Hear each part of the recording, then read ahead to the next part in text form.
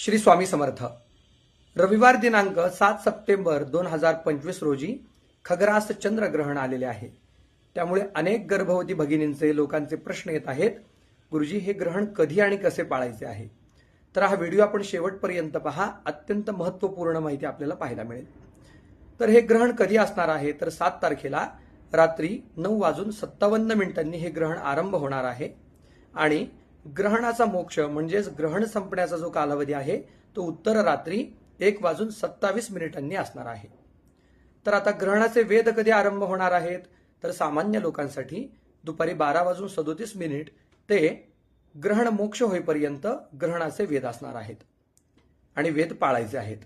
त्याचप्रमाणे गर्भवती महिला असतील, आजारी लोक असतील, वृद्ध लोक असतील किंवा लहान बाळ मुलं असतील, त्यांच्यासाठी वेदाचा कालावधी कधीपासून आहे, तर सायंकाळी 5:15 ते उत्तर रात्री ग्रहण मोक्षापर्यंत वेदाचा कालावधी असणार आहे।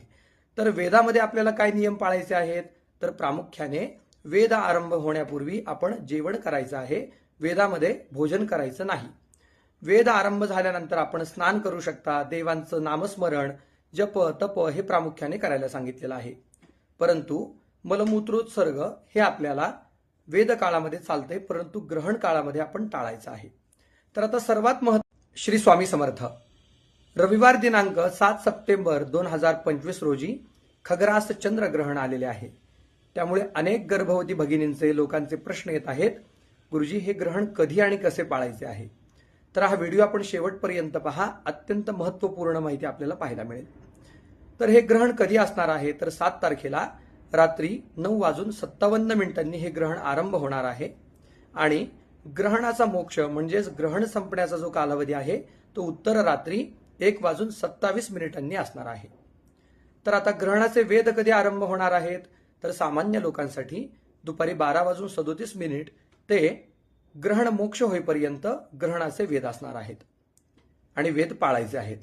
त्याचप्रमाणे गर्भवती महिला असतील, आजारी लोक असतील, वृद्ध लोक असतील किंवा लहान बाळ मुलं असतील, त्यांच्यासाठी वेदाचा कालावधी कधीपासून आहे, तर सायंकाळी 5:15 ते उत्तर रात्री ग्रहण मोक्षापर्यंत वेदाचा कालावधी असणार आहे।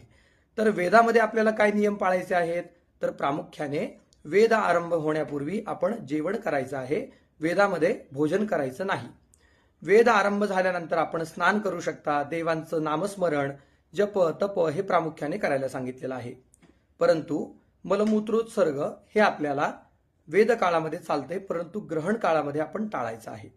तर आता सर्वात